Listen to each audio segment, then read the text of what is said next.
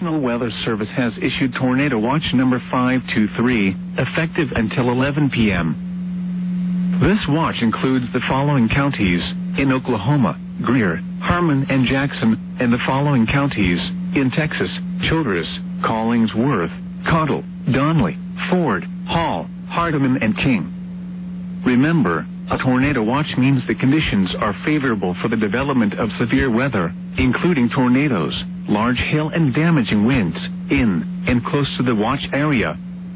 While severe weather may not be imminent, persons should remain alert for rapidly changing weather conditions and listen for later statements and possible warnings.